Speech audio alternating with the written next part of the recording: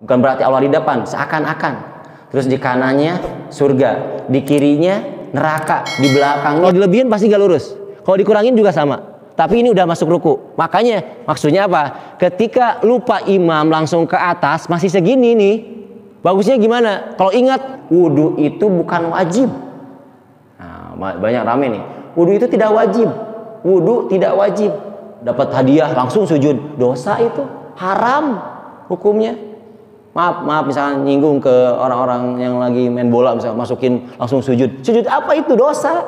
Dengan ucapannya pun supaya tidak menyinggung. Kalau kita kan agak sombong ya, kadang-kadang misalkan ada ustadz banyak murid, ini murid saya, nggak seperti itu.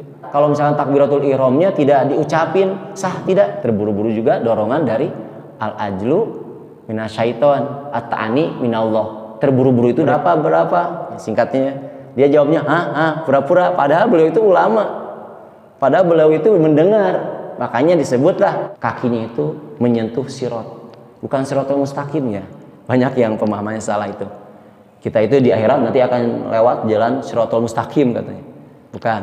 Kalau siratul mustaqim itu adalah ada usuluddin, ada furu'uddin. Kalau usuluddin nggak bisa diganggu gugat. Jadi 300 tahun itu yang benar-benar sudah dijamin. Assalamualaikum warahmatullahi wabarakatuh. Bismillah, alhamdulillah, wassalatu wassalamu ala rasulillah Sayyidina Muhammad ibn Abdullah wa ala alihi wa sahbihi wa ma'walah. Amma ba'd. Pertama-tama kita panjatkan puja-puji syukur kehadirat Allah Subhanahu wa taala.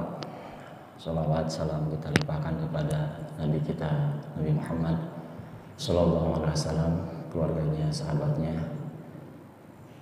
para pengikutnya, tabi'in, atba'ut tabi'in, sampai mudah-mudahan kepada kita semuanya yang istiqomah menjalankan sunnah-sunnahnya dan perintahnya ila yaumil qiyamah. Amin ya rabbal alamin. Para jamaah yang saya hormati dan mudah-mudahan Allah muliakan, pada kesempatan ini izinkan saya untuk menyampaikan kajian yang mana kajian ini saya khususkan untuk diri saya pribadi, umumnya buat para jamaah, yaitu dengan tema ibadah sholat zuhir dan batin dan cara untuk khusyuk di dalam sholat. Para jamaah yang saya hormati dan mudah-mudahan Allah muliakan, sebelumnya saya mohon maaf lahir batin. Menjelang sebentar lagi kita akan kedatangan hari raya paling besar, yaitu Idul Adha. Para jamaah yang saya hormati dan mudah-mudahan Allah muliakan, saya tarik tema ini tentang ibadah dan kaitannya dengan 3 pan ilmu yang pokok, yaitu tauhid, fikih dan tasawuf ataupun tazkiyatun nafs, iman, Islam dan ihsan. Ya. Kita buka awal ini dengan bismillahirrahmanirrahim. Kita niatkan di masjid ini iktikaf, terus mencari ilmu juga. Qur rabbi zidni ilma, ya Allah berikanlah kami yaitu ilmu bertambah. Di situ sudah jelas para ulama bersepakat ilmunya ilmu agama ya, terutama ilmu syariat, ilmu sehari-hari berkaitan dengan ibadah kepada Allah, terutama di dalam sholat. Nah, kita tambahkan dengan ilmu ibadah sholatnya itu yang disampaikan hadis Rasulullah SAW yang penggalannya qala fa akhbirni anil ihsan qala an ta'budallah ka'annaka tarah fa illam takun tarah fa innahu yarah. Jadi kita ibadah itu sama Allah dengan benar-benar, yaitu seperti halnya kita menyembah Allah itu seakan melihatnya. Maka jika tidak melihatnya, belum bisa, istilahnya seakan-akan dia melihatmu. Artinya seakan-akan, bukan melihat ya. Karena Allah itu bukan di mana-mana ataupun bertempat ya. Kemarin sudah sampaikan juga sama Ustadz Khairon yang istilahnya dia memegang kajian akidah ya, akidah yang mana kita luruskan dengan pemahaman-pemahaman yang menyimpang ya, apalagi sudah jelas hadis Nabi dengan hadis kutsinya nanti di akhir zaman sudah akan terpecah sampai pemahamannya yaitu 73 golongan. Hum ahlun nar, semuanya ahli neraka, tapi ada yang satu ahli sunnah wal jamaah. Nah, ahli sunnah wal jamaah kita perlu tahu bukan punya organisasi atau apa, bukan, tapi menjalankan Al-Quran dan hadis, dan jika tidak ada di Al-Quran hadis yaitu sesuai dengan para sahabat ya, ijma ataupun yang lainnya. Para jamaah yang saya hormati dan muliakan, jadi di sini kita seakan beribadah itu dimanapun kita berada, kita melihat Allah. Kalau tidak, Allah lah yang melihat kita. Kalau belum bisa, gitu ya. Nah, salah satu amal yang menjadi prioritas paling utama, awwaluma yuhasabu yaumal qiyamah as-shalat. Yang pertama akan dihisab di yaumul qiyamah itu adalah sholat. Nah, perlu penting juga, kemarin banyak bertanya-tanya tentang kaitannya dengan sholat dan prakteknya, karena sudah sepakat ulama jika kita melakukan ibadah tanpa didasari dengan ilmu itu seakan sia-sia ya. Karena apa? Ketika benarnya pun kita hanya ngikut saja, taklid saja. Sebenarnya taklid tidak bisa ya. Kalau ittiba, nah baru ittiba itu mengikuti dari ajaran Rasulullah SAW, para sahabat, dan yang mempraktekannya yaitu para ulama-ulama. Nah, kita langsung di sini sebelum kita sholat yang dohir dengan syarat rukun yang lainnya, perlu saya sampaikan pertama, sebelum kita melakukan, ditanamkan dulu dengan sholat yang istilahnya batin ya.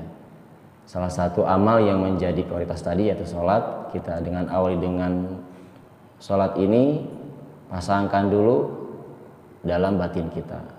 Saya melihat di dalam kitab-kitab kajian-kajian yang mana terutama ya Rasulullah SAW paling luar biasa istilahnya sholatnya ya, yang kamil, yang sempurna, itu benar-benar dengan khusyuk sekali, dengan cara disampaikan juga tata caranya, yaitu memasangkan batinnya dan dohirnya semata-mata benar-benar ibadah sama Allah. Karena as-sholatu mi'rajul mu'minin, sholat itu adalah mi'rajnya orang-orang mukmin. Kenapa? Sejarahnya sudah jelas bahwa sholat itu sejarahnya yaitu ketika Rasulullah SAW Isra Mi'raj ya. Nah, oleh karena itu sama bisa akan merasakan kita naik atau suluk kepada Allah Subhanahu wa taala dengan mempraktekkan atau mengamalkannya dengan benar-benar kita pasangkan hati kita, dohir kita, gerakan kita sama Allah. Itu yang disampaikan oleh orang-orang atau ulama-ulama ahli tasawuf ataupun ahli ihsan. Jadi sholat itu mi'rajul mu'minin, yaitu mi'rajnya, ketika naiknya, naik derajatnya, naik pahalanya, naik semuanya, dalam artian khusyuk sama Allah. Seakan-akan dia naik bertemu dengan rahmatnya Allah. Hanya Nabi Muhammad SAW yang bisa menembus sampai Sidratul Muntaha ya, dari Masjidil Haram ke Masjidil Aqsa, mi'rajnya dari Aqsa ke Sidratul Muntaha. Nah, oleh karena itu kita juga harus membiasakan ketika khususnya sholat, seakan-akan kita benar-benar di dalam sholat ini fokus khusyuk kepada Allah Subhanahu wa taala. Nah, dengan cara bagaimana? Kita lihat sejarah dari seorang ulama besar ya, Syekh Abdurrahman Hatim bin Unwain al-Asham. Terkenal beliau itu Hatim al-Asham. Terkenalnya itu adalah laqab ya, atau panggilan oleh para tabi'in. Tabi'in itu muridnya sahabat.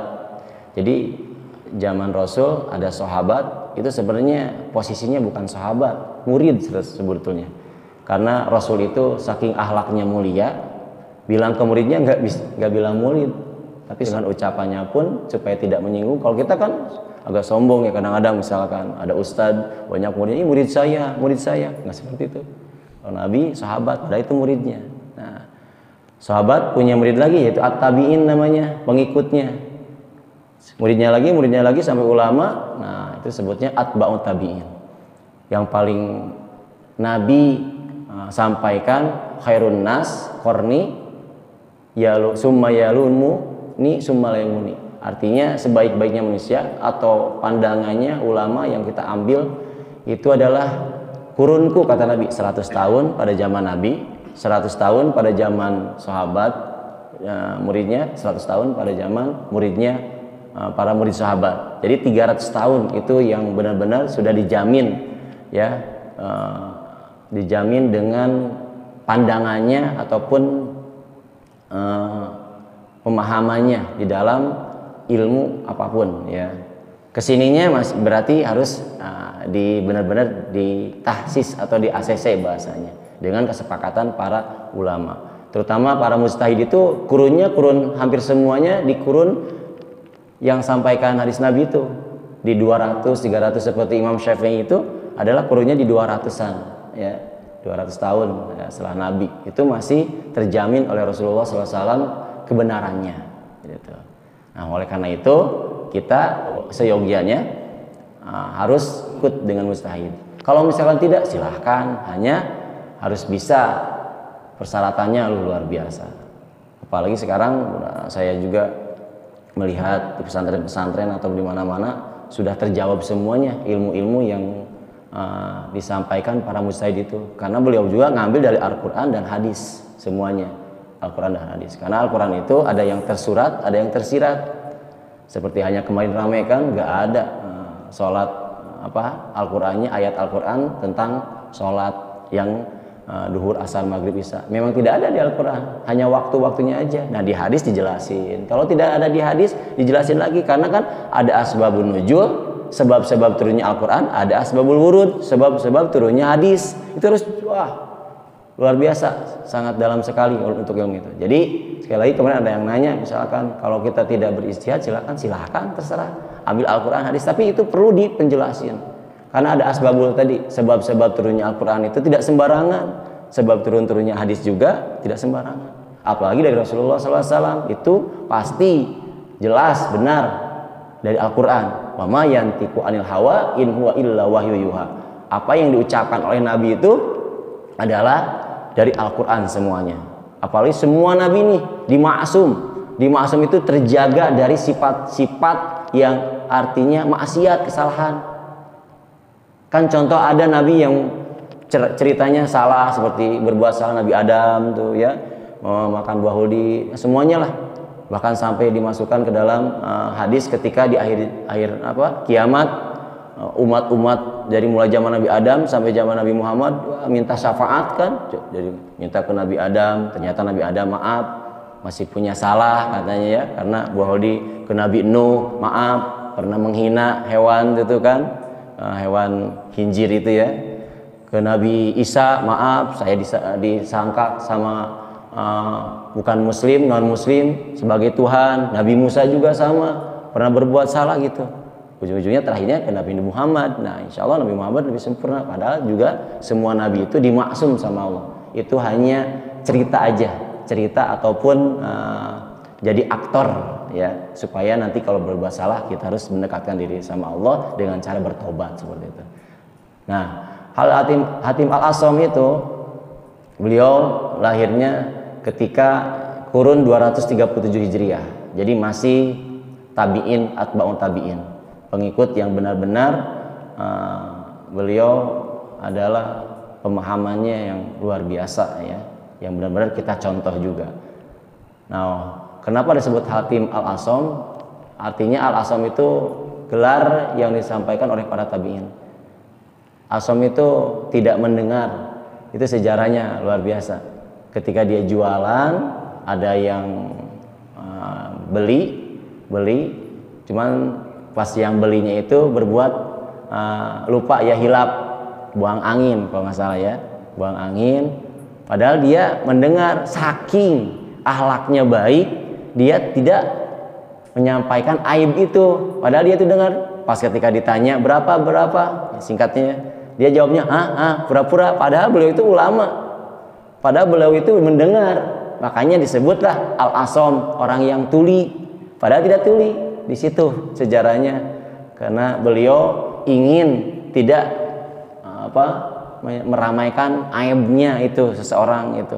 Wah, udah nih, alhamdulillah misalnya saya tadi kesalahan gak kedengeran, padahal itu dengar, saking pengen menjaga aibnya seorang muslim. Nah, di situ kita perlu pelajarannya juga, tidak sampai kita menyebarkan aib-aib, apalagi sampai di medsos-medsosnya.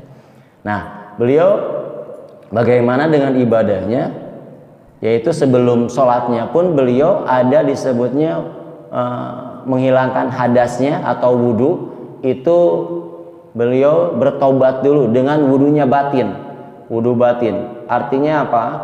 Beliau wudhu lahiriah, yaitu membasuh anggota wudhu, sudah jelas dengan air. Adapun wudhu batinnya adalah membasuh 7 anggota wudhu tersebut dengan 7 perkara. Tobat dulu, penyesalan atas doa masa lalu, meninggalkan ketergantungan, ta'alluq dengan dunia, tak mengacuhkan pujian sekalian makhluk, disebutnya riya, paling hobi ya, paling ria kecil itu. Jadi melakukan sesuatu ibadah pengen dilihat, ataupun sebaliknya tidak dilihat, itu masih ria juga ya. Pengen dilihat sama orang atau tidak dilihat sama orang, sama tujuannya, itu ria asgor, ria kecil. Nah, itu dibahas sama Ustadz Khairon yang kemarin ya. Nah, terus beliau membuang dulu kedengkian, terus membuang hasud, terutama hasud ya. Sudah jelas kalau kita ada hasud sedikit tidak akan masukkan surga sebelum dosa hasudnya ditaubati. Nah, kemudian dia pun melakukan sholat batiniah. Nah, bagaimana dengan sholat batiniahnya? Saat menghadap kiblat, Imam Al-Asom memandang dirinya sebagai sang hamba yang selalu tergantung. Bukan berarti Allah di depan, seakan-akan. Terus di kanannya surga, di kirinya neraka, di belakangnya malaikat. Nah, itulah diantara bagian untuk supaya khusyuk juga. Makanya disebut dengan mi'raj. Jadi seakan-akan sholat benar-benar perhatikan. Nah, bagaimana kalau misalnya terganggu dengan godaan-godaan yang dohir? Nah, disinilah perlu cara khusyuk dengan menghilangkan gangguan dari dohir juga. Nah, di situ. Jadi sebelumnya sekali lagi beliau sudah memasangkan dirinya ketika sholat itu benar-benar hanya kepada Allah, menghamba kepada Allah. Yang lain dipinggirkan dulu lah ya. Contoh misalkan semuanya sudah selesai di rumahnya, meskipun ada permasalahan-permasalahan, sudah masuk masjid, doa masuk masjid, sudah di situ langsung tanamkan kita mau sholat, dan minimal yaitu itu tuh ketika kita sholat itu adalah kita sedang sholat, gitu aja minimal, kita sedang sholat. Sama ya, saya juga masih belajar juga, makanya saya kadang-kadang lihat ke atas dulu, ke bawah, kita merendahkan diri dulu, karena memang ini sholat itu khusus buat Allah, ruku sujud buat Allah. Nah, para jamaah beliau itu melakukan seperti itu dengan dohirnya juga, selain di depan batinnya melihat seakan-akan Allah melihat, terus seakan-akan di kanan surga, di kiri neraka. Kalau salah ketika sholat berarti kita itu masuk ke neraka, nauzubillah. Malaikat sedang mewaspadai di belakang mencatat kita benar apa enggak sholatnya. Nah, setelah itu juga dohirnya juga beliau, kakinya juga beliau bagaikan di atas sirat ya, dohir batinnya Allah, surga, neraka, malaikat, dan dia itu ketika kakinya itu menyentuh sirat, bukan siratul mustaqim ya. Banyak yang pemahamannya salah itu. Kita itu di akhirat nanti akan lewat jalan siratul mustaqim katanya. Bukan. Kalau siratul mustaqim itu adalah tafsirnya adalah jalan lurus itu adalah Islam. Ihdinas siratal mustaqim, ayat ke-6 ya, atau ke-5 kalau di madhab yang lain. Jadi sirat nanti juga kita akan melewati sirat. Nah, ketika salat juga kita bayangkan kita itu ada di atas sirat ya, siratnya Allah. Terus dia bertakbir, mulai takbir, memasang niat. Setelah itu dipasangkanlah syarat dan rukunnya sholat. Nah, itulah masuk ke dohir. Nah, saya ini pengen menjelaskan sebenarnya ke fikihnya ini, ke dohirnya ini. Kalau batin udahlah tidak banyak sebenarnya. Kita seakan-akan lagi sholat aja, minimal lagi sholat kita itu, ya. Tadi sekali lagi, depan Allah, kanan surga, kiri neraka, belakang malaikat, di bawah kita bagaikan di atas sirot, gitu. Nah, Hatim Al-Asam itu melakukan itu sampai 30 tahun. Sampai 30 tahun. Berarti sebelumnya masih belajar juga. Apalagi kita, ya, apalagi kita. Kita juga sambil berjalan, belum tentu nih dohirnya juga kita benar. Nah, di sini kita lihat juga. Karena apa? Kalau ibadah itu terutama fahkum bidohir, lihatnya dohir. Kalau dohirnya salah, salah. Meskipun batinnya bukan ke sana. Ya, makanya kadang ulama ataupun pandangan tasawuf dengan fikih itu ibaratnya kayak apa? Berseberangan, padahal tidak sebenarnya. Ya, kalau sudah ilmu tasawuf, ilmu tazkiyatun nafsi itu sudah benar-benar tidak dianggap semuanya yang mengganggu itu dianggap. Tidak, dohirnya juga, tapi syaratnya untuk ilmu itu, tasawuf itu harus dohirnya juga harus benar-benar juga. 30 tahun beliau melakukan seperti itu. Terutama Sayyidina Ali, paling luar biasa juga di sahabat, kalangan sahabat Sayyidina Ali. Di kalangan tabi'in Hatim Al-Asam. Sayyidina Ali kan sudah jelas ya, ketika sholatnya beliau ada Fastabiqul Khairat, perlombaan zaman Nabi. Bahkan beliau sejarah mengatakan beliau meninggalnya dalam keadaan sholat. Ya, makanya ada sebagian ulama mengatakan dari hadis juga, kita itu ketika wafat itu tergantung kebiasaan. Sayyidina Umar atau sahabat Umar ketika khutbah, beliau ketika ceramah, karena beliau sering kita nih ketika apa nih, kalau tiap pengajian mudah-mudahan juga ketika sholat juga, karena kita dibiasakan sholat, ya. Jangan sampai ketika nauzubillah sampai lagi maksiat nih lagi maksiat misalkan, nauzubillah, karena tergantung kebiasaan. Banyak ya itu yang kita ambil hikmah dari para sahabat Nabi juga, para tabi'in. Nah, di sini kita mulai memperhatikan syarat rukunnya sholat. Dengan itu adalah sebagian dari kehusuan secara dohir. Ya, sholat sudah jelas. Sholat itu secara etimologi adalah ad-du'a atau al-istighfar atau ar-rahmat, doa. Ya, jadi sholat itu doa. Setiap yang doa-doa disebutnya sholat. Banyak ya, innallaha wa malaikatahu yusholluna 'alan nabi. Sholat itu sholat, artinya merahmati, mendoakan. Sholat. Kenapa di dalam sholat? Karena semuanya banyak zikir-zikir, doa-doa. Nah, nanti kaitannya ada yang banyak, misalkan doa-doa yang lain, ada kunut yang lainnya, itu berarti silahkan, karena di dalamnya ada doa, kecuali doa di luar sesuai hadis Nabi. Ya, disitulah kenapa para ulama beda pendapat, karena pengertiannya, pemahamannya menyangkut ke dalam pokok pembahasannya ataupun dasarnya apa. Sholat adalah doa, ya.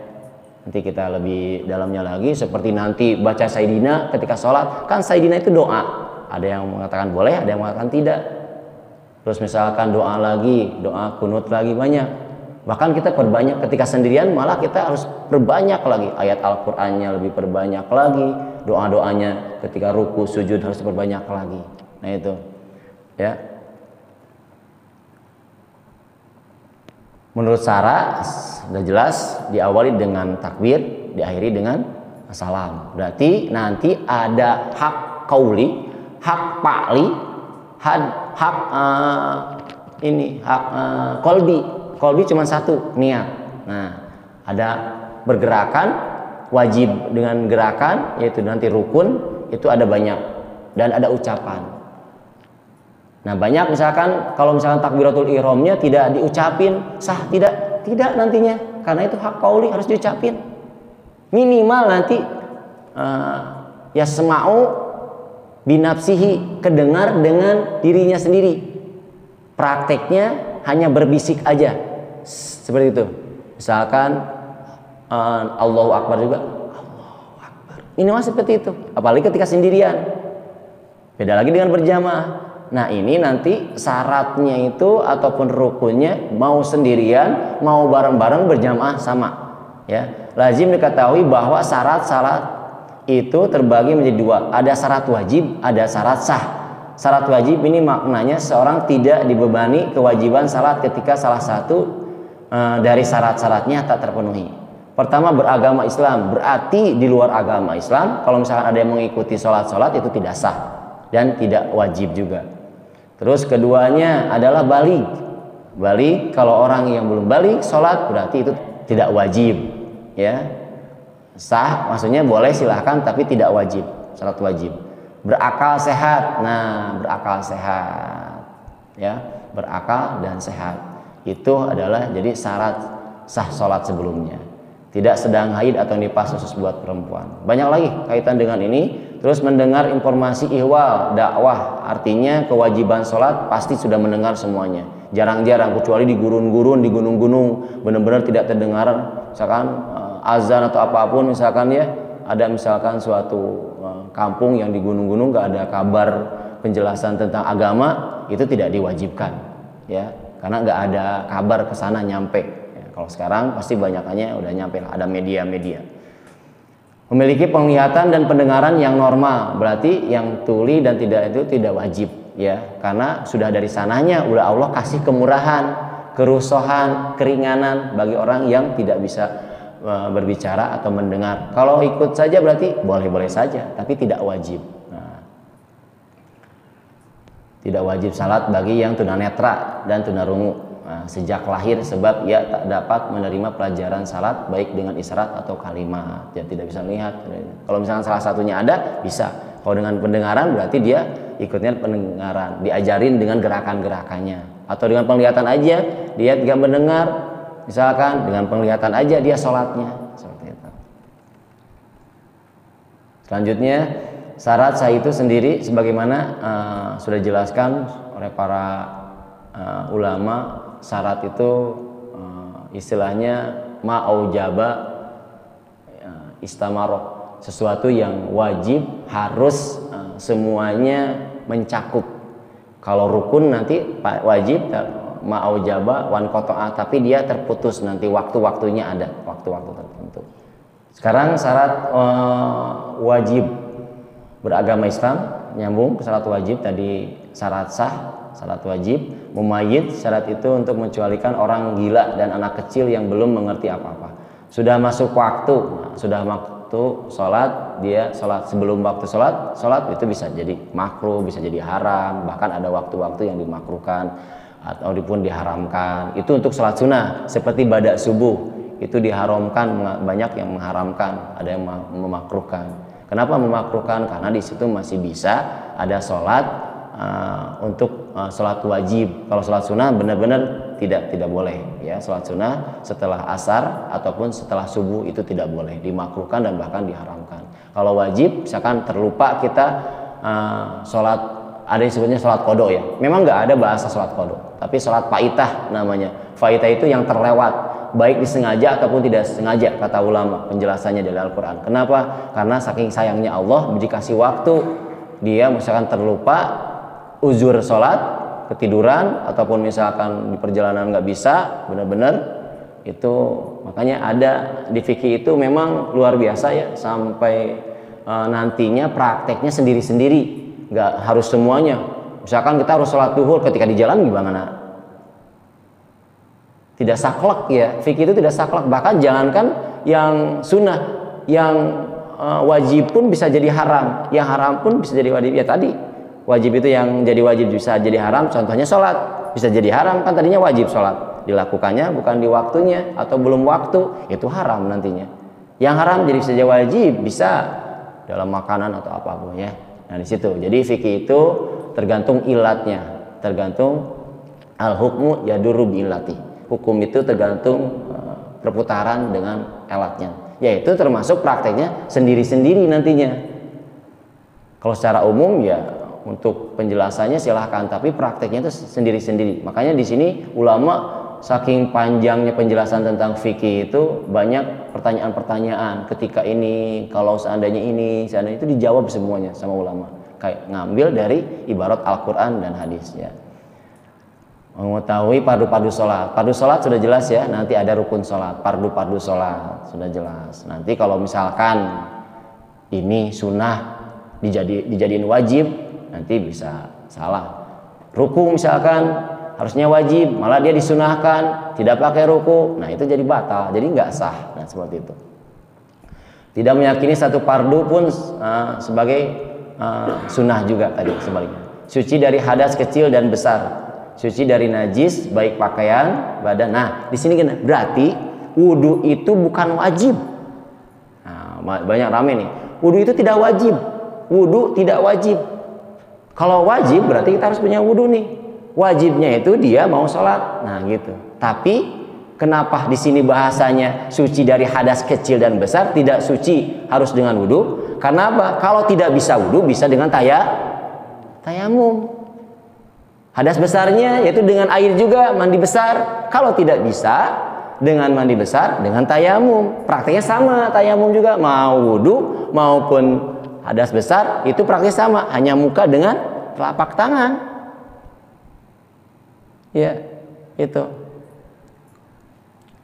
Kalau ada dengan najis, dengan apa dibersihkannya? Selain air, yaitu dengan batu ataupun yang mengkiaskannya ya dengan tisu. Oh, banyak. Bukan dengan apa? Bukan dengan debu, bukan. Debu buat tayamum. Kalau buat mensucikan dengan batu atau tisu atau yang istilahnya seperti kata ulama itu yang mirip batu itu yang padat, yang padat-padat. Nah, disitulah penjelasannya kenapa perbedaan-perbedaannya ya. Nah, itu. Kalau kita kadang-kadang kalau ada najis itu pakai tanah ataupun misalkan cuma dikasih pewangi, jangan. Itu nggak bisa.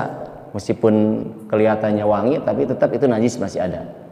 Suci dari hadas kecil dan hadas besar. Jadi wudhu itu tidak wajib. Yang wajib itu menghilangkan hadas kecil. Yaitu dengan wudhu. Iya, takutnya kalau seandainya wudhu nggak bisa dengan tayamum. Makanya bahasanya seperti itu. Suci dari hadas kecil dan besar. Suci dari najis juga. Najis pakaian, badan maupun tempat salat. Nah, di tempatnya di sini pakaian badannya suci juga. Setelah tidur tuh subuh nih, kita contoh subuh. Setelah tidur itu sebenarnya tidak wajib mandi, enggak. Ada yang katanya harus mandi dulu sebelum sholat, enggak. Ya, kan di sini harus bersih aja, harus suci saja, bukan harus mandi. Ya, kalau kecuali ada najis, ada kotor. Tapi disunahkan ketika bangun tidur itu, kalau Syafi'iyah, sunnah hukumnya cuci tangan. Kalau yang lain, madhab yang lain malah wajib. Takutnya ketika tidur kan tahu sendiri, gerakan kita nggak ketahuan. Ya, jadi kalau Syafi'iyah disunahkan apa? Cuci tangan. Kalau yang lain malah wajib. Itu saya baca dalam kitab, banyak kitab lintas madhab. Ya. Nah itu tempatnya, pakaiannya, apalagi airnya tuh sudah jelas airnya. Airnya itu bukan berarti harus di tempat yang dua kula yang gede, enggak. Ember kecil juga nggak apa-apa. Tapi airnya dari sumur atau dari air hujan, dari semuanya bisa. Cuman hanya masalahnya gini, maaf misalkan ada tempat cuci kaki tapi kolamnya kecil. Nah itu salah sebenarnya. Bukan salah tempatnya, tapi prakteknya setelah dilihat fikih itu bisa salah. Kalau di tempat saya atau di mana-mana, karena ulama juga untuk jaga kehati-hatiannya, kakinya takut najis. Sebenarnya kalau dilihat kehati-hatian itu pasti takut jalan juga kan kotor, apalagi habis kotoran dari selokan gitu. Tapi kan kita lihat dohir aja. Kalau seandainya kita nggak tahu itu lihatnya bersih, suci, udah aja. Tapi kalau dilihatnya takutnya gini, takutnya nggak usah ditakut-takutkan. Apalagi setan itu mengganggu. Setiap setelah wudhu, setiap mau sholat itu mengganggu setannya. Nah maaf misalkan di mana aja, bukan di sini aja.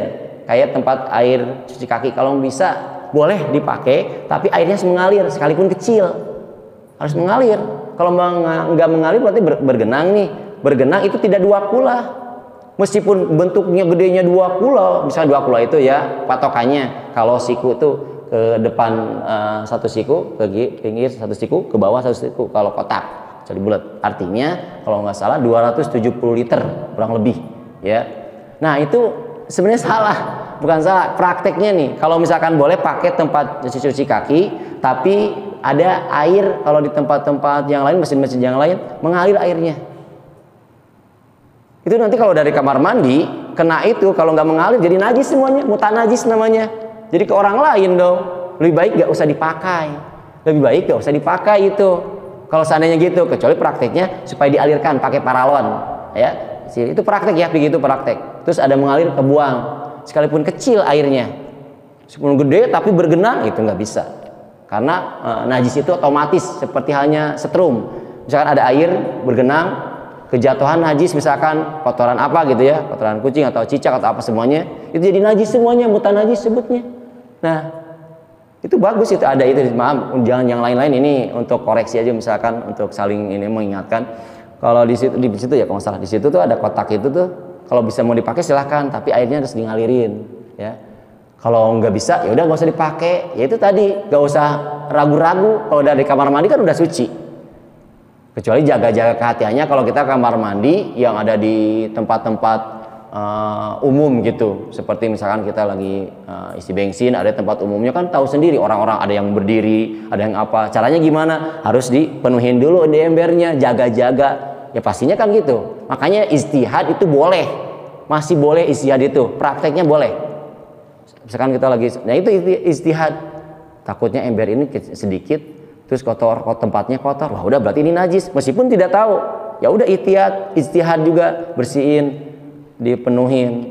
Apalagi laki-laki sebenarnya gampang ya, BAK laki-laki itu hanya sedikit juga, 1 sendok aja sama air sudah selesai laki-laki itu. Saya prakteknya seperti itu, tidak banyak air juga, itu takut berlebihan juga. Nah itu ya, jadi sekali lagi tempatnya, pakaiannya ataupun badannya harus suci ya.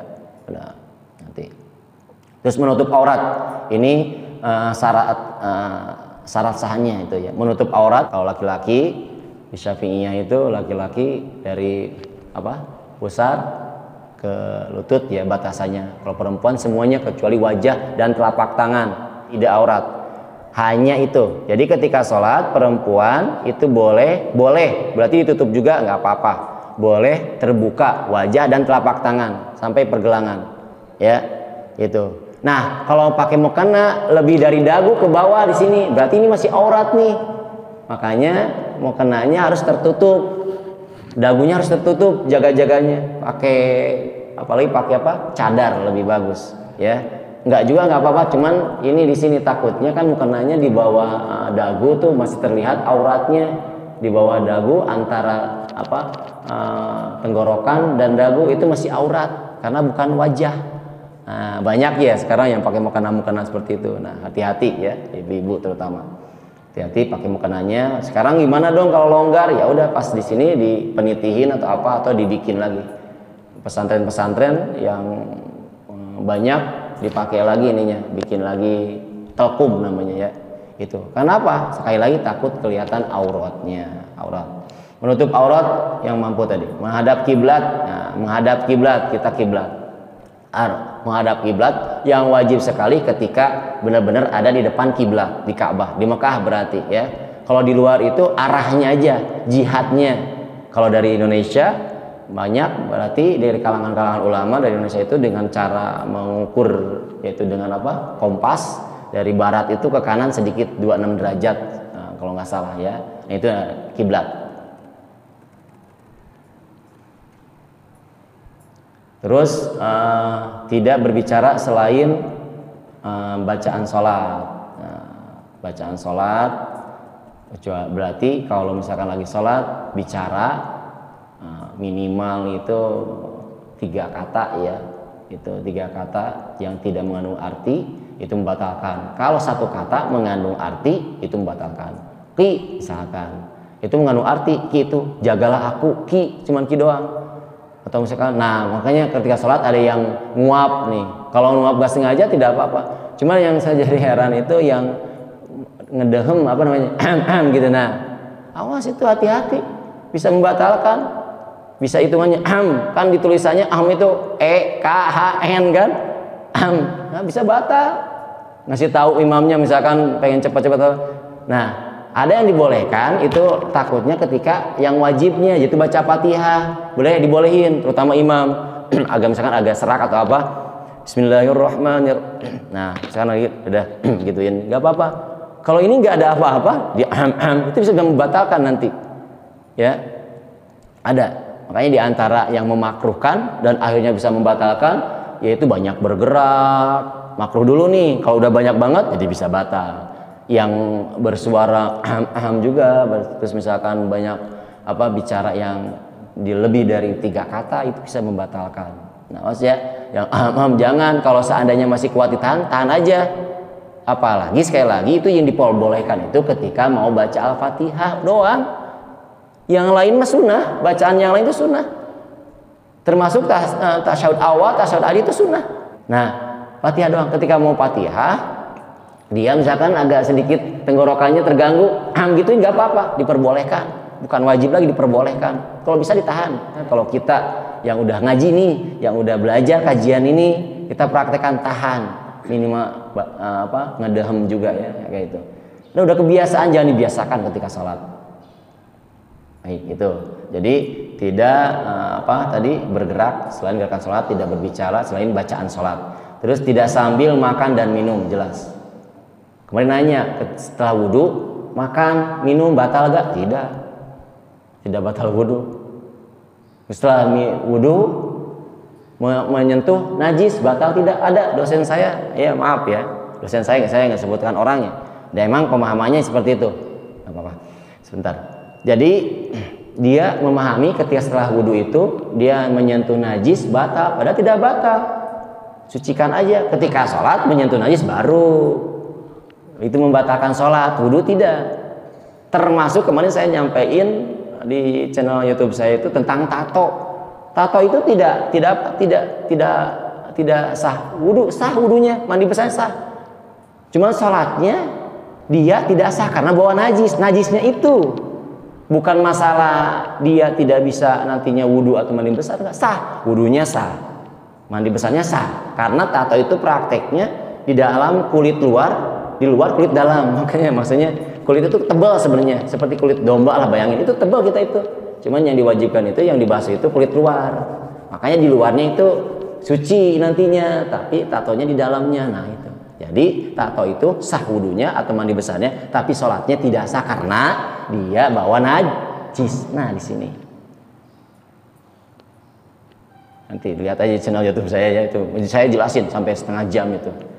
Judulnya tentang kemarin Ojil ya, kan dia pakai tato tuh, kan rame tuh, wah pas di Istiqlal kan rame. Saya bikin aja, sekalian sharing gitu. Nggak ada yang komen, emang bener banyak yang like juga ya.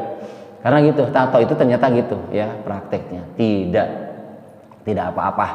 Tapi ketika sholat dia tidak sah. Terus gimana cara menghilangkannya? Nah, lihat aja deh di YouTube ya. Panjang lagi nanti, ini udah masuk ini sedikit lagi. Nah, iya ya, like aja nggak apa-apa. Kan saya rencana juga di sini, mohon maaf lahir batin kepada semuanya. Nah, istilahnya tapi tetap saya silaturahmi setelah Lebaran. Saya kemarin udah saya sampaikan dari awal juga. Al-insan bitakdir, wallahu bitakdir. Manusia rencana gitu ya. Tapi insya Allah selain kita kumpul di dunia, mudah-mudahan kita ketemu lagi di surganya Allah Subhanahu Wa Taala. Amin. Insya Allah. Yakin semua Muslim itu pasti masuk surga. Cuman hanya disiksa dulu apa enggak? Ya, udah ada jaminan kita itu, Islam itu sudah ada jaminan dari Allah, dari Nabi masuk surga. Cuman ada neraka dulu atau tidak. Mudah-mudahan kita ini juga jalan tobat juga ya. Kita nanti bertemu lagi atau silaturahmi lagi. Ini takut terakhir atau apa gitu. Tapi Lebaran saya masih di sini. Ya, para jamaah. Jadi itu syarat sahnya sholat tidak menggantungkan. Di sini ada lagi, tambah lagi. Tidak menggantungkan kebatalan sholatnya dengan sesuatu apapun. Nah, ketika sholat kita ada yakin, mau dibatalin, batal. Ayo, kalau lagi sholat nih, kalau datang tamu saya, pasti saya akan membatalkan. Sebelum dia tuh udah batal. Dia itu menggantungkan kebatalannya ketika sholat.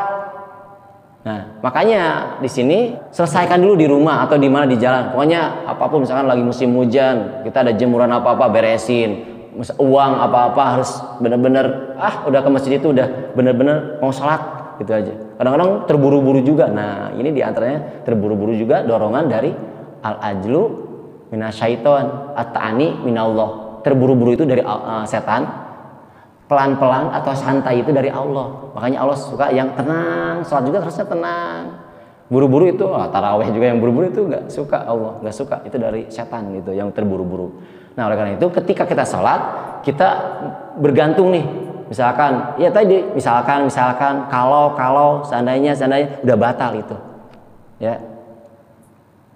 Tidak berniat memutuskan salat atau tidak dalam keraguan apakah akan memutuskan salatnya atau tidak. Nah, makanya ada nih ketika salat Allahu Akbar, ragu nih dia.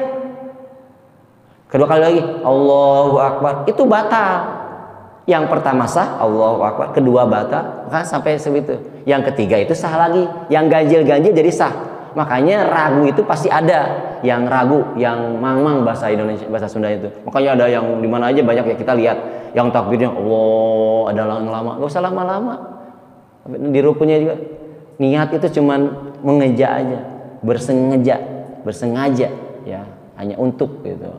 Jadi sekali lagi, kalau itu yang membatalkan berketergantungan, terus ragu juga, terus tidak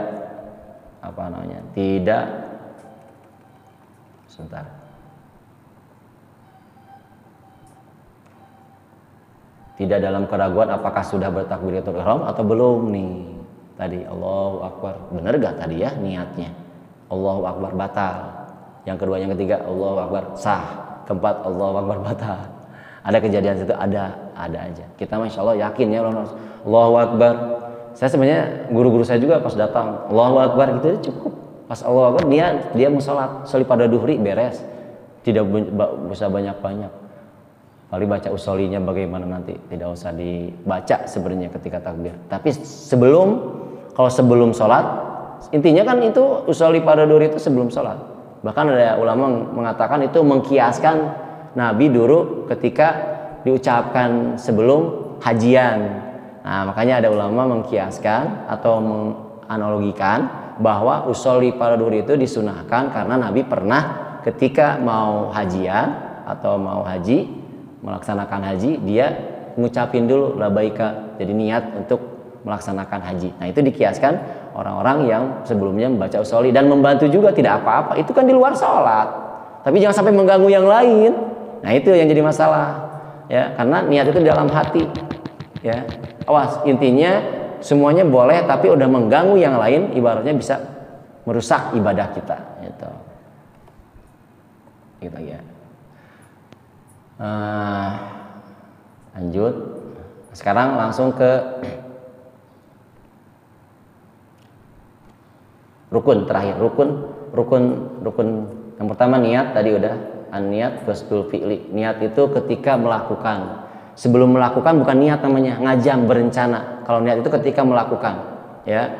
Ada katanya niatnya udah dari rumah sholat, belum tentu dia ke masjid sholat. Makanya membedakan antara Allahu Akbar takbiratul ihram dengan Allahu Akbar yang lain. Yang demo-demo Allahu Akbar sama juga kan. Ada yang marah juga Allahu Akbar. Nah, tapi ketika sholat kan membedakannya itu dengan niat. Jadi niat. Jadi di dalam hati itu cuma niat. Takbiratul ihramnya harus Allahu Akbar diucapin. Bahkan syarat takbiratul ihram itu ada 30 di kitab lain. Intinya Allahu Akbar. Kalau dibahas ini lama nih. Allahu Akbar harus jelas. Allahu Akbar. Imam agak keras ya sunahnya karena ada makmumnya. Tergantung makmumnya ada berapa. Makanya saya agak pelan kalau di duhur, di asar. Kalau di maghrib sedikit agak pelan. Kalau agak isya sama subuh apalagi tarawih keras ya. Allahu Akbar. Tergantung nanti makmumnya. Makmum juga harus diucapin. Kalau keras makmumnya bisa makruh, tapi sah, bagus justru ya. Daripada tidak dikeluarkan. Allahu Akbar tadi banyak kan? Apalagi perempuan, sama perempuan juga harus diucapin. Minimal tadi berbisik suaranya. Allahu Akbar. Kedengar suara itu. Kalau tidak diucapkan tidak sah. Maaf ya. Ini udah ambil dari Al-Qur'an hadis para ulama mengatakan. Cuman gak sah, maaf. Capek, gawe, teka pakai Sunda nama ya. Kita ngerjakin udah capek-capek tapi nggak dapat pahala. Ya, makanya di sini perlu kita belajar. Pertama niat, kedua takbiratul ihram. Sekali lagi niatnya ketika takbiratul ihram. Allah mau pas A-nya, mau pas loh-nya, mau pas sebelum akbar aja udah niat di situ. Niatnya usoli pada duhri udah. Kalau yang wajib qasdu, ta'yin, menentukan. Cuma 2 ya. Qasdu, ta'yin, menentukan sholat dan apa sholatnya sholat apa. Usoli pada duhri udah beres di dalam. Allah udah cepat juga Allahu Akbar udah. Pada maghrib mustaqbil berarti adaan makmum itu mah tambahan. Sebenarnya semua juga bisa dibaca. Kayak gini lah, kita mau minum kopi atau minum susu, kan udah ada mau sengaja juga, itu udah niat. Masa harus gini, saya mau niat minum kopi, nggak usah digituin, bersengaja ya. Niat pas takbiratul ihram, kalau wudu ketika membasuh muka yang pertama, nggak usah diucapin juga apa-apa, diucapin sebelumnya boleh, nah itu ya. Nanti kita sharing sedikit. Memasang niat bersamaan dengan takbiratul ihram itu wajib hukumnya. Berdiri bagi yang mampu, itu yang mampu, bagi berdiri yang bagi mampu. Nah bagus nih, ketika berdiri misalkan nggak bisa, dia sebelum ke duduk itu harus usahakan bisa agak sambil aina sebelum duduk. Ya maaf tuh kayak Pak Haji Mahmud, Pak Haji Mahmud bagus tuh. Saya baru kali ini lihat orang-orang udah nggak berdiri langsung duduk. Belum, harusnya bagusnya tahapannya sebelum itu berdiri dulu. Saking diharuskan berdiri, pegangan juga nggak apa-apa. Ayah saya itu dari mudanya dia nggak bisa jalan pakai tongkat ya. Sekarang udah almarhum, Allah yarham. Nah beliau itu kalau sholat pegang dulu, kalau nggak bisa di kursi. Nah pas berdirinya masih bisa, setelah mau ruku nggak bisa, duduk nggak apa-apa. Bagus tuh, bener tuh itu Pak Mahmud. Pas lagi sujud nggak bisa juga, udah aja di tempat duduknya gitu. Setelah itu nggak bisa, barulah duduk. Duduknya boleh sila, boleh apa, yang penting belakangnya ya ininya ya maaf, misalkan pantatnya harus kena gitu ya. Terus kalau nggak bisa duduk, dia berbaring ya, berbaring sambil madhab kiblat. Kalau nggak bisa berbaring, sakit misalkan kakinya nggak bisa, ya udah langsung terlentang, tapi wajahnya kayak yang mau meninggal juga gitu. Posisi yang sakit sholat dan yang mau meninggal itu harus diarahkan ke kiblat. Kalau nggak bisa masih berbaring, ya udah itu mau ngapain gimana bebas, yang penting dengan berkedip. Kalau berkedip nggak bisa ya dengan hati aja. Saking sholat diharuskan, karena sholat nggak bisa diganti sama orang lain. Meskipun ada yang ulama mengatakan boleh diganti dengan dikodok sama anak-anaknya, misalkan itu mah tambahan ya, dipidjahin misalkan lagi sakit itu tambahan. Yang sebenarnya mah itu nggak bisa, la tukdo wala tukda, tidak ada kodok dan tidak ada fidyah bagi orang yang meninggalkan sholat sebenarnya. Kecuali ada yang khusus misalkan udah rentan itu puasa sebenarnya. Tapi mengkiaskan juga sholat bisa memfidyahkan ke dalam puasa itu, makanya gitu ya. Jadi kita harus jelas juga sebenarnya. Jangan mentang-mentang dari orangnya gitu ngikutin aja, salah ya. Ngadain tahlilan kayak gitu sebenarnya nggak usah. Kalau seandainya tidak ada uang, bahkan hutang juga diduluin. Nah gitulah, maksudnya kita tuh harus tahu juga seperti itu ya. Nah jadi itu di dalam sholat wajib itu harus berdiri yang mampu. Kalau sholat sunnah boleh duduk langsung. Saya tuh lagi agak lemes, capek, sholat witirnya saya duduk ya, saya duduk. Sujud syukur juga boleh berdiri, boleh duduk langsung sujud syukur, tapi tetap harus pakai niat, harus takbiratul ihram. Kadang misalkan sekarang lagi ramai misalkan dapat hadiah langsung sujud, dosa itu, haram hukumnya. Maaf misalkan nyinggung ke orang-orang yang lagi main bola, misalkan masukin langsung sujud apa itu, dosa. Kalau mau sujud syukur ya itu syaratnya kayak sholat, auratnya tertutup, misalkan bisa lah aja ya, kos kakinya tertutup, terus dia udah punya wudu, terus dia takbirul Allahu Akbar langsung sujud, itu sujud syukur, terus tutupnya dengan salam, itu harus syaratnya. Karena sujud dan ruku itu hanya milik Allah, jangan sembarangan. Oleh karena itu bagus juga misalkan ada yang lewat permisi doang, nggak usah sampai rengkuk aja. Emang ada bagus ya, jangan tadi ada murid misalkan, atau kita lagi lewat ke seseorang permisi, terus jangan terlalu ruku, akhirnya kan itu dosa, jadi haram. Ruku sujud itu buat Allah sekali lagi, dan harus takbiratul ihram juga, niat lagi justru. Nah itu salah itu, jangan diikutin. Ngapain dia yang ngikutin siapa? Yang lain-lainnya salah, dosa itu, dosa.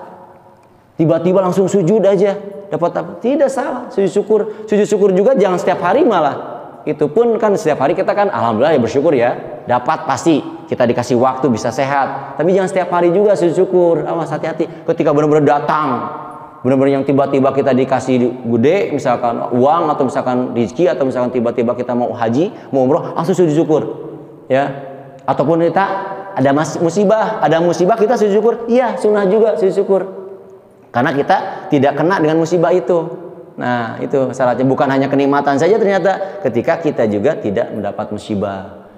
Ada sujud tilawah namanya tuh, Ustadz Khairon setiap Jumat. Ada itu, sunnah juga itu. Tapi kalau enggak juga nggak apa-apa. Itu tidak ada takbiratul ihram lagi karena sudah apa? Sudah ketika waktu sholat. Tapi di luar sholat ada baca ayat-ayat itu sujud syukur banyak ya, sujud saja. Saya juga kalau misalkan Jumat Ustadz Khairon nggak ada, saya juga pengen sujud syukur kalau misalkan saya jadi imam misalkan. Jadi ayat-ayatnya yang banyak tuh. Di luar sholat baca Al-Quran, ada tentang sujud tilawah, langsung sujud. Tidak, takbiratul ihram dulu dia. Sekali lagi sujud itu milik Allah, ruku milik Allah, harus pakai takbiratul ihram dan salam. Jadi sekali lagi itu tidak apa-apa kalau sholat sunnah duduk langsung, silahkan. Tapi pahalanya setengah. Lanjut, berdiri bagi yang mampu udah. Terus membaca surat Al-Fatihah. Nah, mau berjamaah mau sendiri baca Fatihah itu wajib. Syafi'iyah. Madhab yang lain nggak apa-apa, diwakilin dengan imam katanya. Tapi kita Syafi'iyah. Kenapa? Ulama bersepakat kalau kita ngikutin madhab yang 4 itu salah satu silahkan, tapi dalam satu kaidah. Satu kaidah itu yang menyangkut, mengait. Contoh, mau sholat misalkan seperti Syafi'iyah, wudunya juga seperti Syafi'iyah. Jangan milih-milih taufik namanya, salah, nggak bisa.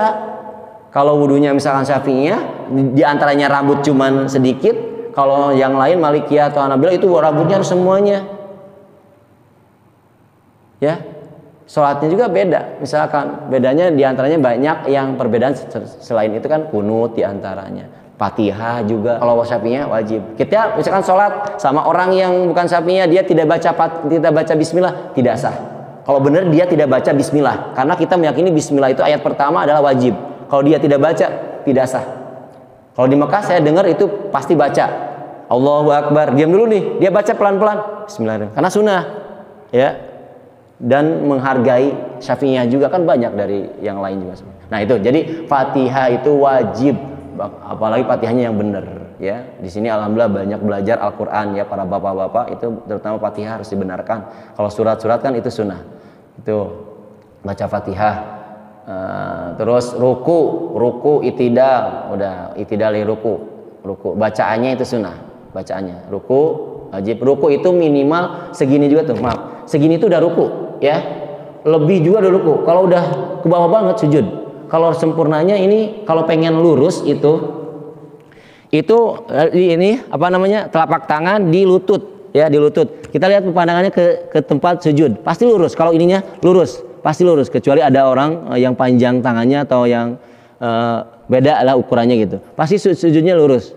Kan ada hadisnya, semuanya ada hadisnya boleh disimpan telur katanya gitu ya. Tapi kalau patokannya kalau pengen lurus adalah ininya di lutut ya, di lutut dibuka sunahnya, ini lurus. Udah pasti lurus, meskipun ininya agak ini pasti lurus. Kalau dilebihin pasti gak lurus. Kalau dikurangin juga sama. Tapi ini udah masuk ruku. Makanya maksudnya apa? Ketika lupa imam langsung ke atas masih segini nih. Bagusnya gimana? Kalau ingat langsung gini lagi. Kalau segini udah gini. Nah, kalau ingat jangan, lanjutin aja. Jadi mendekati sujud itu boleh, ketika lupa balik lagi ke tempat sujudnya atau ke tempat duduknya. Kalau udah lebih nggak bisa. Makanya kaitannya seperti itu. Jadi ruku itu paling minimal segini ya, mendekati ruku, atau berlebihan juga segini. Misalnya ada yang di sini ada kan, ada banyak, tapi nggak pas nantinya. Maksudnya sempurnanya ruku itu harus di lutut. Ulama seperti itu prakteknya, dilurus nantinya. Ya, lihat tempat sujud. Nah itu ruku ya, ruku. Itidal, duduk di antara dua sujud. Tumanina dari 4 rukun tadi. Tumanina itu ya jadi menenangkan dulu atau sedikit waktu, jadi menahan dulu di dalam ruku, itidal, sujud, dan duduk di antara dua sujud. Ini ruku nih, tumaninahnya diamnya itu wajib juga. Makanya langsung Allahu Akbar, sami Allah, gak sah, gak ada tumaninah. Itidal misalkan, sekarang itidal itu setelah dari ruku, sami Allahu liman hamidah. Diamnya itu minimal ukuran subhanallah semuanya ya, ukuran subhanallah atau 1 detik atau 2 detik ya. Kita istihad aja. Robbana walakam. Makanya ada doa sunahnya, doa Robbana walakal ham, sunahnya sedikitnya. Panjangnya mil as-samawati atau mil al-ardi atau mil us-samawati atau mil ul-ardi hanya. Nah itu itidal juga, tumaninahnya juga wajib. Kalau enggak Sami Allah liman hamidah, Allahu Akbar, Allahu Akbar, itu nggak sah sholatnya. Ada kan yang tarawih itu? Nah, itu dosa itu. Ya, imam apalagi jadi imam, wah, syarat imam juga, masya Allah. Duduk di antara dua sujud. Oke. Tasyahud akhir. Nah, tasyahud akhir itu wajib tasyahud akhir. Ya. Tasyahud akhir artinya dia mengadakan tasyahud akhir, membaca salat Nabi setelah tasyahud akhir. Nah, itu wajib. Membaca salawat Nabi setelah tasyahud akhir. Allahumma sholli ala Muhammad atau Allahumma sholli ala Sayyidina Muhammad. Boleh. Sayyidina tadi apa? Saya pernah ngisi kajian, ada yang NU, ada yang apa, ada yang apa namanya, ada yang ormasnya banyak, ada Persis, ada apa. Kata saya baca karena itu doa, pakai Sayyidina. Boleh, ada yang tidak juga, tidak apa-apa, karena itu doa, Sayyidina itu doa. Ada hadisnya. Ana sayyidi waladi Adam. Saya itu rajanya dari seluruh anak Adam. Membaca sholawat kepada Nabi itu wajib ketika tasyahud akhir. Kalau tasyahud awal tidak wajib. Melafalkan salam, assalamualaikum, ucapin, jangan gini-gini doang. Sayang kalau gini-gini doang tidak ucapkan salam itu gak sah sholatnya. Harus diucapin, melafalkan salam, assalamualaikum warahmatullah. Itu yang pertama, yang ke kanan ya, wajib. Yang keduanya sunnah, assalamualaikum warahmatullah. Kalau patokan berjamaah paling terakhir itu pas assalamualaikum kita datang Allahu Akbar langsung, itu sama dengan berjamaah, sama dengan berjamaah. Patokan terakhirnya kita ngikutin berjamaah yaitu ketika salam yang pertama. Berarti kalau kita ke masjid imam masih lagi salam masih bisa berjamaah, jangan nunggu selesai, langsung aja. Nah, itu adalah rukunnya sholat. Selain itu ada sunat abadnya. Sunat abad ada 7, yang ditinggalkan nanti itu menjadi diganti dengan sujud sahwi, ya, yaitu dimulai dengan tasyahud, ya. Adapun abad salat dimulai dengan tasyahud, kemudian duduk tasyahud awal dan membaca sholawat untuk Nabi SAW, kemudian kunut, ya, berdiri itidal juga, berdiri itidal di rakaat kedua. Itidal di rakaat kedua. Jadi selain itu adalah abad, ada hayat juga. Jadi ketika kita tidak tasyahud awal itu harus sujud sahwi diganti. Tidak pun tidak apa-apa, tapi itu menyalahi aturan tentang sunat-sunat abad. Dah.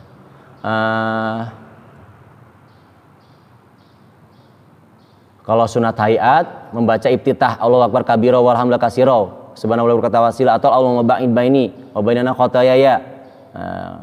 Makanya ketahuan antara ormas ini dengan ormas itu katanya. Padahal itu sama-sama aja ya. Allahumma ba'id baini itu sunnah hayat. Sunah hayat itu kalau misalnya ditinggalkan tidak apa-apa. Ya, membaca ta'awud, a'udzubillahi minasyaitonirrajim sebelum Fatihah dia baca ta'awud, a'udzubillahi minasyaitonirrajim, itu sunnah hayat. Sunnah hayat. Terus membaca amin, itu sunnah hayat, tidak baca juga tidak apa-apa. Amin, amin, itu bacanya sunnah. Membaca ayat Al-Quran sesudah membaca surat Al-Fatihah, berarti kalau nggak baca Al-Fatihah, surat setelah Al-Fatihah tidak apa-apa. Terus membaca setiap gerak Allahu Akbar itu hayat, kalau nggak baca nggak apa-apa. Ketika sujud Allahu Akbar, misalkan nggak baca langsung sujud. Duduk tidak apa-apa, itu hayat ya. Selain takbiratul ihram yang pertama. Kecuali dan satu beda yaitu sami Allahu liman hamidah ketika ketika setelah ruku. Itu sejarahnya Imam Ali atau Sayyidina Ali ya. Membaca tasbih dan doa ketika sujud minimal 3 kali ya. 1 kali pun sunnah, kedua sunnah juga, ketiga sunnah juga. Membaca sholawat Ibrahimiyah ya, Allahumma sholli ala Muhammad wa ala ali Muhammad kama shallaita ala Ibrahim wa ala ali Ibrahim atau Sayyidina apa juga enggak apa-apa. Sudah tasyahud akhir. Ya, itu yang diharuskan di sunat abad. Kalau di yang lain di awal atau sunat hayat. Itu harus tahu. Nanti saya share aja ini ibarat-ibarat saya ngambil sampai malam ini ngambil ibarat-ibaratnya dari kitab-kitab lain, dari yang lain juga. Yang penting praktek. Kalau di ibadah itu ketika sholat khususnya itu adalah prakteknya beda-beda, ada pendapat atau perbedaan, semuanya pasti beda-beda cara-caranya. Dah tambahannya banyak, itu aja. Jadi kita belajar semuanya bareng-bareng.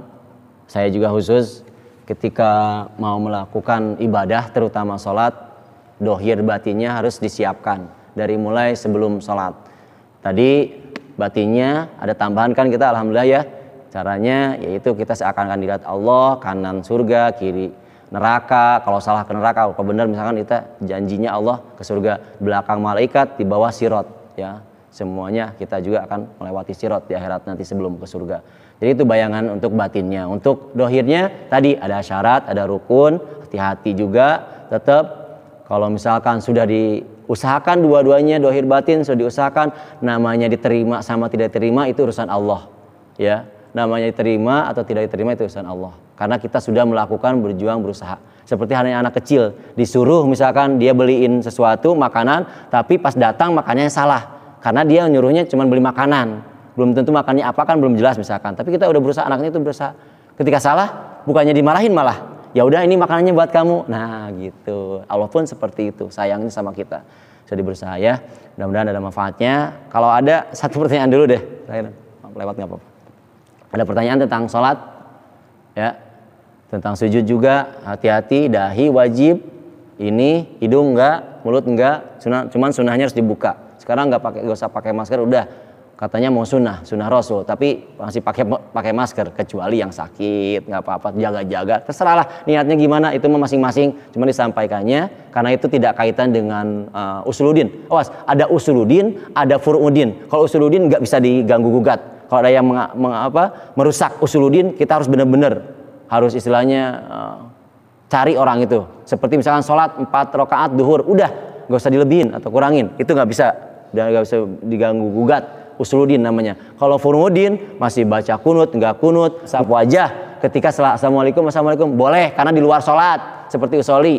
Bagus malah sunnah malah ketika doa, setelah doa itu Nabi setelah doa diangkat, bahkan kelihatan misalkan terbuka gini, diangkat setelah doa langsung diusapkan ke semuanya. Itu sunnah Nabi ada.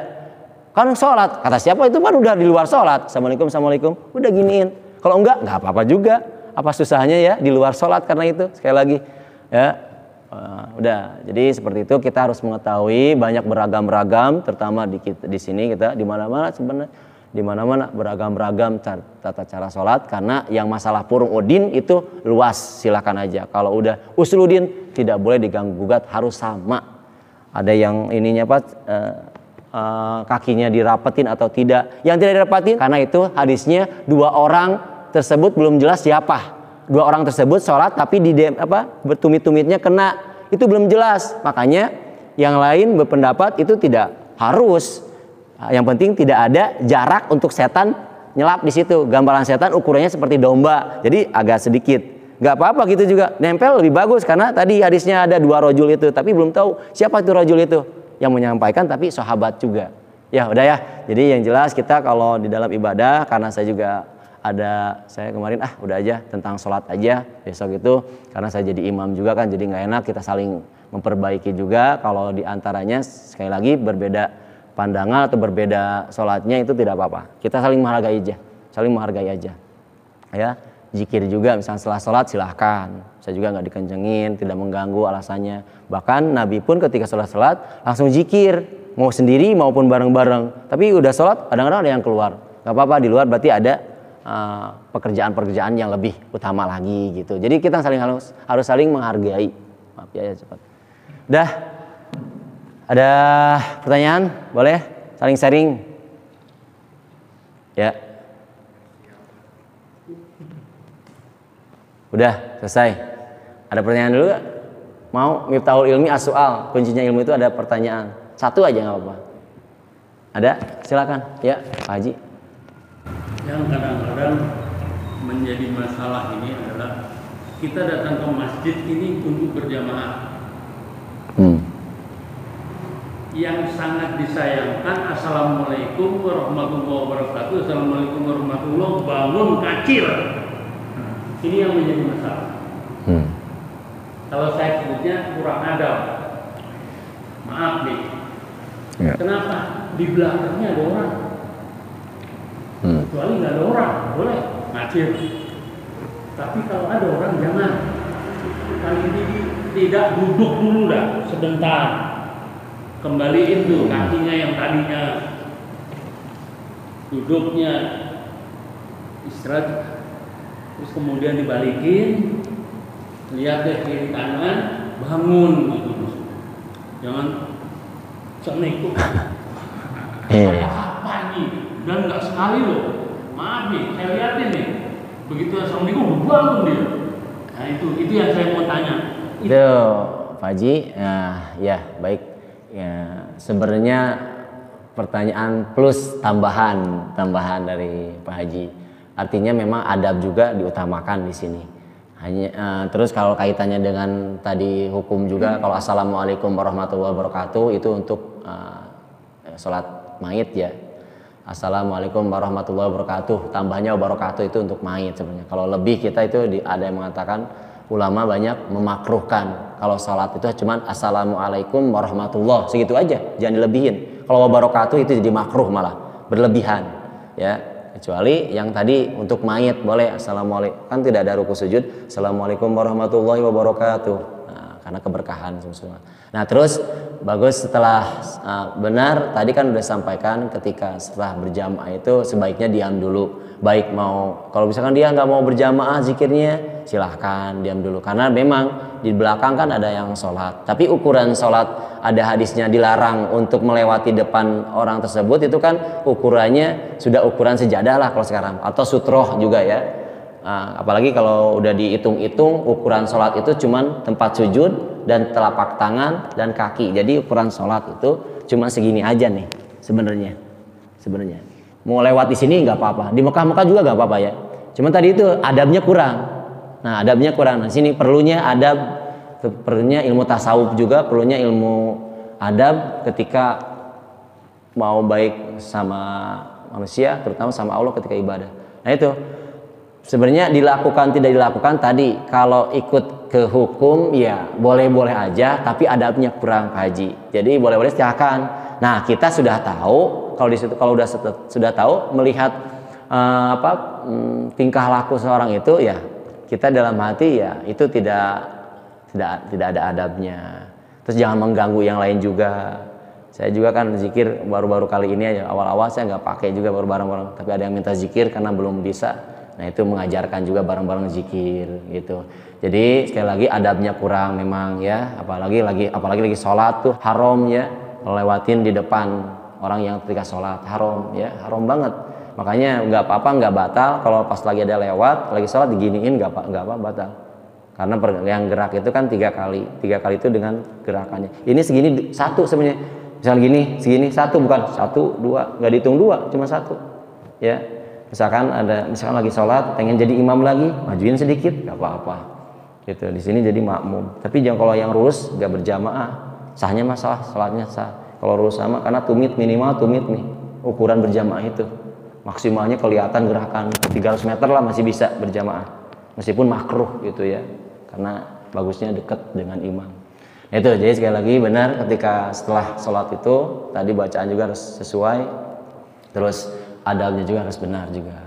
Ya mudah-mudahan di sini kita kompakan juga bersamaan berjamaah, saling menghargai imamnya, misalkan yang ya silahkan, dia enggak juga salah. Insyaallah saya juga menghargai semuanya, karena intinya kan faida faragta fangsob, ketika setelah melakukan kebaikan lakukanlah kebaikan lagi. Kalau setelah sholat berarti lakukan zikir atau kebaikan di rumah silakan, tapi dengan adab juga. Itu mudah-mudahan ada manfaatnya ya.